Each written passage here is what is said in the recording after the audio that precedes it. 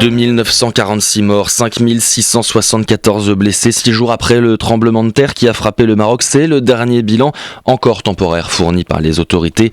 Les secours déployés dans les régions sinistrées sont encore à pied d'œuvre et restent mobilisés alors que plusieurs villages sont dans une situation d'urgence absolue.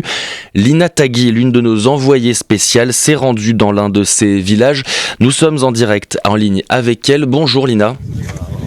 Bonjour Antoine, bonjour à tous. Vous êtes à Emin Talla, Douar particulièrement éprouvé par le séisme. Quelle est sur place la situation à l'heure actuelle ?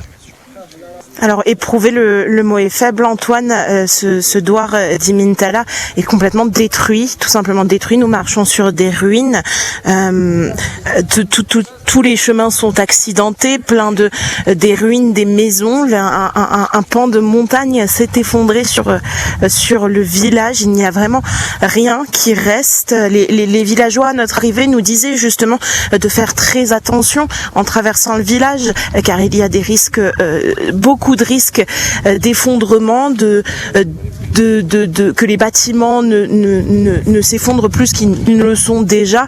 C'est un chemin très accidenté. Donc je le disais, je suis en ce moment même sur une opération de sauvetage, de recherche. Il reste 3 personnes sous les décombres dans ce douar.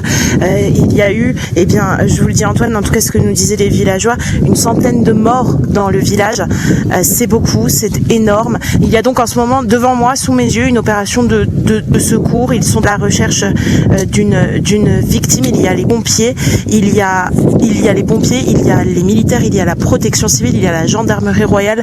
Voilà, beaucoup d'autorités déployées. Il y a aussi des secouristes sur place, bien sûr. Nous avons croisé des secouristes marocains, mais aussi des secouristes israéliens qui sont venus pour installer un campement d'aide, de premiers soins, de premiers secours et puis aussi d'aide psychologique. Il y a des psychologues que nous avons croisés hier qui font le tour des douars pour surtout venir en aide aux enfants qui sont particulièrement touchés, et on peut le comprendre puisque la situation ici est catastrophique et le mot est faible. Antoine.